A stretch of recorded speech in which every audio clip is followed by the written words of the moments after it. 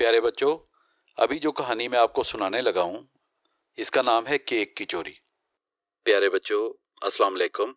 मैं आपका अंकल अहमद अदनान तारक हूँ और आप मेरा YouTube channel Ahmad Adnan stories देख रहे हैं। मेरे साथ हमेशा की तरह मेरे कैमरामैन नवाज अंसारी साहब हैं। मेरे चैनल पर मज़ीद बच्चों की कहानियों के लिए मेरा चैनल सब्सक्राइब करें, लाइक करें और शेयर करें और बेल आइकॉन का बटन दबाएं ताकि हमारी हर नई वीडियो का नोटिफिकेशन आपको मिलता रहे।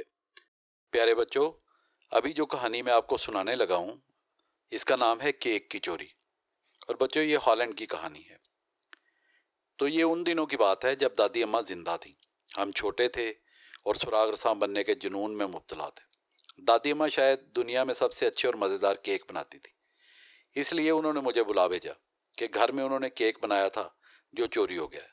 जाहिर है वो मुझे दुनिया का काबिल तरीन सुराग रसां भी समझती थी, क्योंकि वो किसी और को तो जानती ही नहीं थी। मुझे भी समझ आ गई थी कि मामला कुछ संजीदा है। मैं जल्दी से दादी अम्मा के घर पहुंचा ताकि सबूत मिटने से पहले इकट्ठे कर सकूं। केक बनाने तंदूर की गर्मी से दादी का बावर्ची खाना अभी तक गर्म था और हवा में मक्खन और अंडों की खुशबू रची हुई थी। जब मैं दादी के गले से लगा तो जिस प्यार से उन्होंने गले लगाया, मुझे समझ आ गई थी कि मैं कितने दिनों बाद उन्हें मिलने के लिए आया हूँ और वो मेरे बगैर कितनी उदास हो रही थी। मैं कुर्सी उनकी कुर्सी के पास खींच कर बैठ गया और उन्हें कहा कि वो शुरू से बताएं कि क्या हुआ है। उन्होंने बताना शुरू किया। मैंने केक इस ट्रे में बनाया था और फिर केक बन गया तो मैंने उसके 6 टुकड़े किए। उन्होंने मुझे केक बनाने वाली ट्रे दिखाई जिसमें अभी से केक से उतरे हुए छोटे छोटे टुकड़े और किशमिश के दाने पड़े थे। मैंने वो चंद टुकड़े और किशमिश के दाने खाली ट्रे से उठाकर मुंह में डाले और दादी को कहा, वाकई दादी, केक तो चोरी हुआ है। दादी ने लंबा सांस लिया और बोली, अदनान बेटा, चोरी होने वाले केक का जायका स्ट्रॉबेरी का था। मुझे कुर्सी पर बैठे ये बात सुनकर जैसे धचका सा लगा। मैं चिल्लाकर बोला, ओह, स्ट्रॉबेरी का केक, मेरी पसंद का केक। अब तो ये मामला और भी संजीदा हो गया।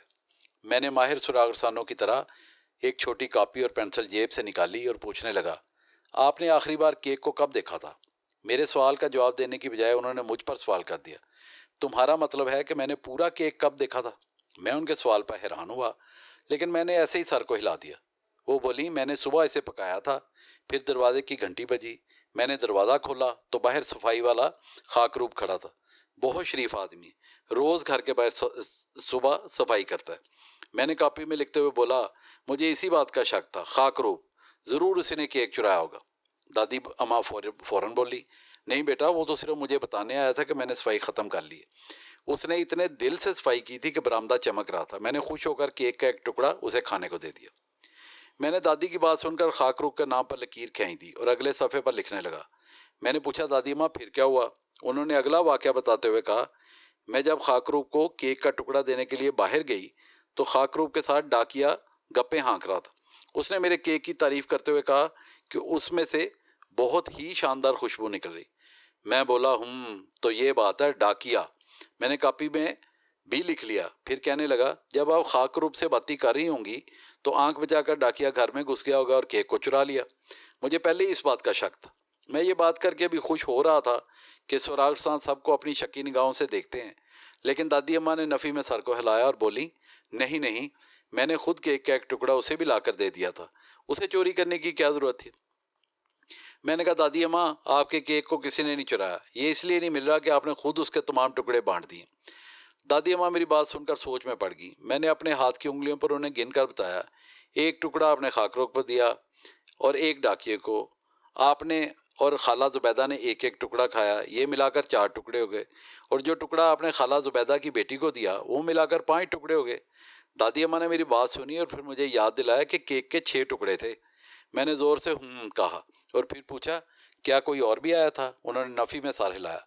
मैंने पूछा, किसी के बाद में टेलीफोन आया हो? उन्होंने इस सवाल के जवाब में भी ना कर दी।